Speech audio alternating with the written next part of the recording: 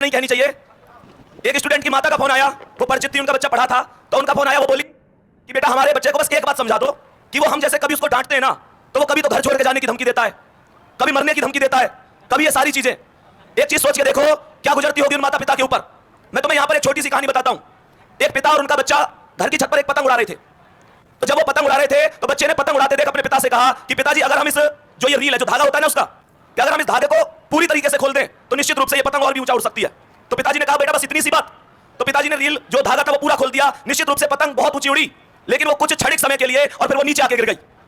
मैं तुमको एक बात बताना चाहूंगा, इससे हमें एक शिक्षा जरूर लेनी चाहिए कि ये जो हमारे घर के अनुशासन है, गुरुओं की फटकार है, माता पिता का डर है, ये कहीं ना कहीं हमको गलत रास्ते पर जाने से हमेशा रोकता है। हमें उनकी भावनाओं को समझना चाहिए। ये नहीं है कि तुम उनको धौंस देने लग जाओ। इस चीज को समझो। कोई माता पिता ये चाहता है कि तुम जिंदगी में कामयाब ना हो? बताओ मुझे। अरे तुम उस मां को क्या धौंस देते हो जो मां अपने बचपन में एक छिपकली से डर जाती थी, आज तुम्हारी दुनिया की खातिर इस दुनिया के मगरमच्छों से डर गई। तुम उस मां को क्या धौंस दे सकते हो? अगर उस मां को देना है तो बस एक चीज देना कि जिस दिन सिलेक्शन हो जाए एक नई साड़ी मां के लिए लाके देना, जिसे वो पहन के पूरे पड़ोस में चले और कोई उनसे पूछे कहां से लाई हो तो वो छाती ठोक के कहे मेरा बेटा पहली सैलरी लेके आया।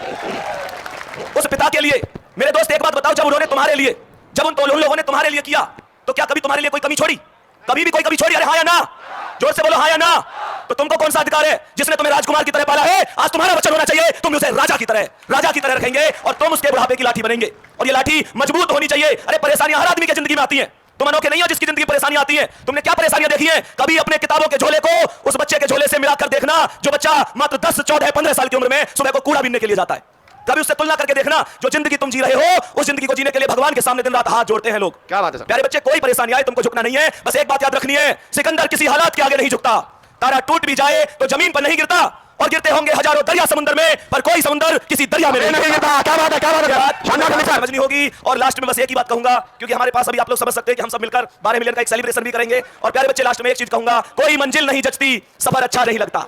कोई मंजिल नहीं जचती, सफर अच्छा नहीं लगता। अगर घर लौट भी आऊं तो घर अच्छा नहीं लगता। करूं मैं कुछ भी दुनिया को तो सब अच्छा ही लगता है, पर मुझे तेरे बिना वर्दी अब कुछ अच्छा नहीं लगता।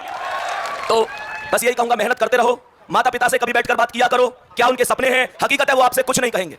और वैसे एक चीज और है कि माता फिर भी एक बार के लिए अपने प्यार का इजहार कर देती हैं, पिताजी कभी नहीं कहते। कभी तुमने एक चीज महसूस करी है? तुम्हें लगता होगा यार मम्मी तो मेरे हालचाल पूछे, पापा ना पूछे, ऐसे लगता है।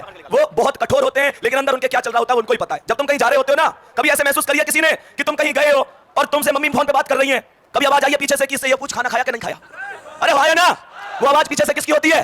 माँ की आवाज होती है, और शब्दों को कहलवाने वाले पिताजी होते हैं। क्या बात है दोस्त, हमारी जिंदगी में माता और पिता से बढ़कर दुनिया की कोई चीज नहीं है। एक दिन ऐसा होना चाहिए जब उनको आप पर गर्व होना चाहिए। निश्चित रूप से ये वर्दी आपकी, ये सिलेक्शन आपके। दूसरी चीज ये है, जो मेहनत करेगा निश्चित रूप से वो आगे जाएगा। मेरे दोस्त, बाकी यही है, कंपटीशन का क्षेत्र है ना।